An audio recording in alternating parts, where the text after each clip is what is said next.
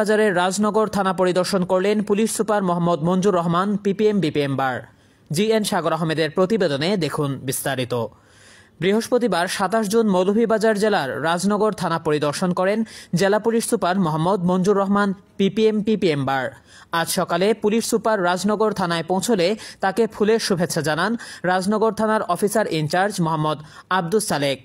পরে রাজনগর থানার অফিসার ইনচার্জের নেতৃত্বে রাজনগর থানা পুলিশের একটি চৌকস দল পুলিশ সুপারকে গার্ড অফ অনার প্রদান করে। সালাম ও অভিবাদন গ্রহণ শেষে পুলিশ সুপার রাজনগর থানার বিভিন্ন কার্যক্রম ঘুরে দেখেন এবং থানা প্রাঙ্গণে বৃক্ষরোপণ করেন।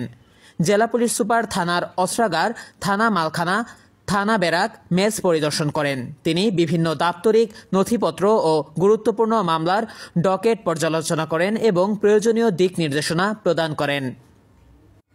এরপর তিনি থানা প্রাঙ্গণে থানার অফিসার ফোর্স এবং রাজনগর থানা এলাকার গ্রাম পুলিশদের সাথে মতবিনিময় সভায় অংশগ্রহণ করেন। এ সময় পুলিশকে সহযোগিতা ও ভালো কাজের জন্য ৩ জন গ্রাম পুলিশকে সম্মাননা ক্রেস্ট এবং একজনকে আর্থিক পুরস্কার প্রদান করা হয়। এদিকে থানা পরিদর্শনকালে অন্যান্যদের মধ্যে উপস্থিত ছিলেন অতিরিক্ত police super crime and ops Mohammad Sarwar Alam, সহকারী police super Sreemangal circle Anisur Rahman সহ বিভিন্ন পদমর্যাদার পুলিশ সদস্যবৃন্দ। প্রিয় দর্শক, এই ছিল এখনকার সংবাদে। আমাদের পরবর্তী সংবাদ দেখার আমন্ত্রণ রইল।